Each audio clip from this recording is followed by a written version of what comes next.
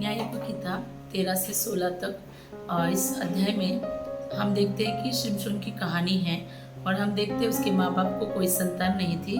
और हम वहाँ पर देखते हैं कि स्वर्गदूत उसकी माँ को दर्शन देते हैं और वहाँ कहते हैं कि तुम्हें एक संतान होगी जो गुलामगिरी में है, जैसे कि जो परिस्थिति जो है, जो लोग हैं उनके अधीन थे, तो उनसे छुड़ाएंगे और उन पर कोई छुरा नहीं चलेगा और वो नाजिर कहलाएंगे, ऐसा वहाँ पर कहा है। और फिर शिमशोन जन्म लेता है और फिर हम देखते हैं कि शिमशोन के लिए जो बुलाहट थी कि वो नाजिर सा जीवन जिए, एक अच्छा जीवन जिए जिससे परमेश्वर की महिमा हो और हमारे लोग वहाँ से गुलामगिरी में थे वो वहाँ से छूटे और परमेश्वर का भय माने और परमेश्वर में आगे बढ़े। तो ऐसा सब कुछ उस कहानी में लिखा है, लेकिन जो शिमशोन था वो उस परमेश्वर की योजना को पूरी नहीं कर पाता। और वैसी एक कहानी है लूका के अध्याय में, वहाँ पर लिखा है कि जकरिया जो है वो एक याजक था और उसकी भी एक बीवी थी जो जिसका नाम था एलिशबा, और वो दोनों बूढ़े हो गए थे और उन्हें भी कोई संतान नहीं थी। और जब जकरिया परमेश्वर के भवन में जाता है धूप चढ़ाने के लिए, तब स्वर्गदूत उसे दर्शन देते हैं। संतान के लिए भविष्यवाणी होती है कि तुम्हारे लिए एक संतान परमेश्वर देगा और वो ऐसी संतान होगी जो धन्य कहलाएगी और वो प्रभु यीशु के लिए मार्ग तैयार करेगी, परमेश्वर की प्रजा के लिए प्रजा को तैयार करेगी, ऐसा एक भविष्यवाणी किया जाता है। और हम देखते हैं कि आगे जाते वो जो लड़का है यूहन्ना जो बैप्टिज्म दाता होता है और उसके द्वारा प्रभु यीशु का बैप्टिज्म भी होता है।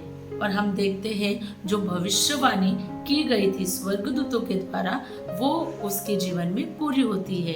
लेकिन हम पिछली कहानी में देखते हैं जहाँ पर शिमशोन के जीवन को हम जब देखते हैं तो शिमशोन के जीवन से जो भविष्यवाणी स्वर्गदूत ने की गई थी वो आगे पूरी नहीं होती है। देखा जाता है कि ये दोनों कहानी को अगर हम देखते हैं तो दोनों जो उनके माँ बाप हैं उनको भी संतान नहीं थी और दोनों को भी स्वर्गदूतों ने भविष्यवाणी की थी, दर्शन दिया था और परमेश्वर की योजना थी कि इनके बच्चे परमेश्वर का कार्य करें। तो हम देखते हैं पुराने नियम में शिमशोन ने परमेश्वर का कार्य पूरा नहीं किया, लेकिन नए नियम में यूहन्ना ने परमेश्वर का कार्य पूरा किया। हालेलुया।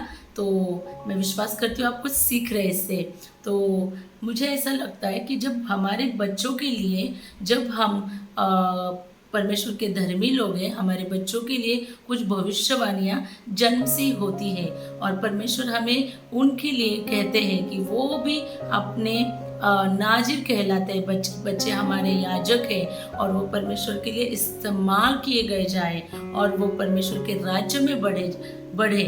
तो हमें भी इस दो कहानी से सीखना है। जिस तरीके से शिमशोन अपने परमेश्वर के कार्यों को पूरा नहीं कर पाया, उसी तरह हम हमारे बच्चों के जीवन में किसी भी प्रकार का जो भविष्यवाणी है वो अधूरा नहीं छोड़ना चाहते।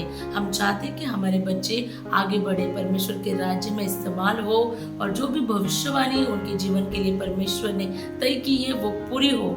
और उसके लिए परमेश्वर जो अहम कार्य देते उनके माँ बाप के लिए। तो मुझे ऐसा लगता है एज अ पेरेंट हमें बच्चों को सही मार्ग की शिक्षा देनी है ताकि हमारे बच्चे जब बड़े होंगे, जवान होंगे, जब वो बूढ़े भी होंगे, तभी वो परमेश्वर के राज्य में बढ़ने चाहिए और परमेश्वर के जो कार्य है उसे करें। और जिस तरीके से यूहन्ना इस्तेमाल हुआ उसी तरह हमारे बच्चे भी यूज़ हो और वो आगे जो भविष्यवाणी परमेश्वर ने रखी हो उनके जीवन में पूरी हो।